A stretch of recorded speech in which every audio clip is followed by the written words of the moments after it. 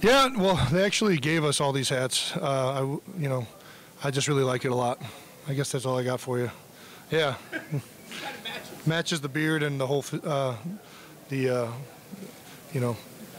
what I'm putting off, I guess, yeah. And Minnesota, with how cold it is out here, it's fitting real well. You tired of the media stuff already, or you enjoying this? I'm always tired of the media stuff, so this is absolutely nothing new. Hey, Jason, after Carson, you guys emphasized that the offense was in those 2 weeks before the Falcons, will you make adjustments to kind of tailor more? It's coming from an offensive lineman, it's hard for me to answer that. I think that they've probably done some things and stuff in a passing game that he's more comfortable with. But, to tell you the truth, I don't know for certain. In terms of the running game, we still do a lot of the same things. He really hasn't hindered us a lot. At first, when he was starting to get in there, we kind of tried to, take some of the checks that, Carson was in charge of off his plate just because he had so much stuff on his plate already being thrust into the starting position. But, as he's gotten more comfortable, we've added those back in, and, the run game is pretty much the same as far as that's concerned. Jason, the Eagles finished last year with a 7-9. Yeah. And this year you went 13-3 and you won 12. Yeah. How did you achieve this improvement? You want me to talk? I don't know. Okay. I'll talk. Yeah. I think that honestly, I think we were really close last year. I think a lot of people overlooked the fact that if you look at a plus-minus, we actually scored a lot more points than our opponents did. We were one of the few teams with a losing record that had the point-minus differential that we had. If you look at a lot of games we lost, it was by very narrow margins. We lost games on fumbles at the end. We lost games on, not handling a 2-minute situation well, or situational football wasn't our area that we excelled in.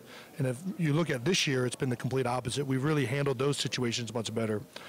We've done much better in the red zone. We were the #1 scoring offense in the league through the regular season. We've done great on third down.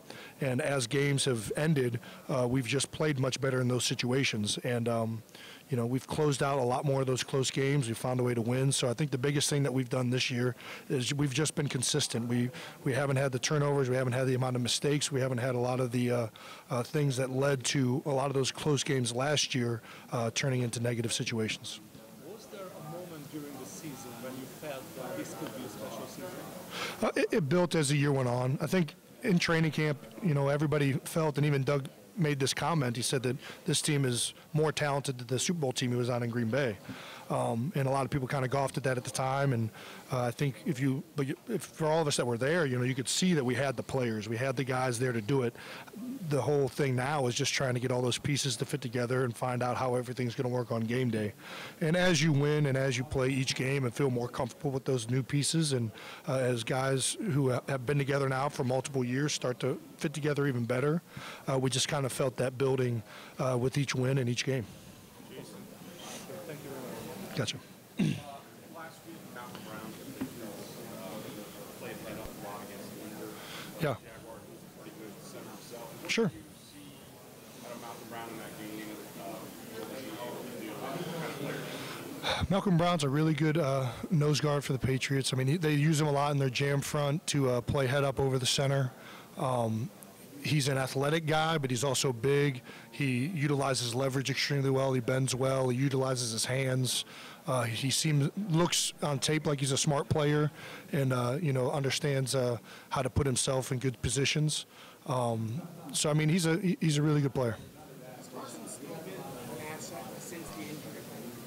Yeah, I mean, I'm not up there in the quarterbacks meetings, but he's been around. He's been in a lot of the blitz meetings still, and he still, kind of offers his 2 cents when he thinks he needs to.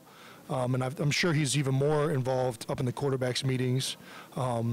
It's obviously an unfortunate position for him to be in with how much he put us in this position to be here to begin with.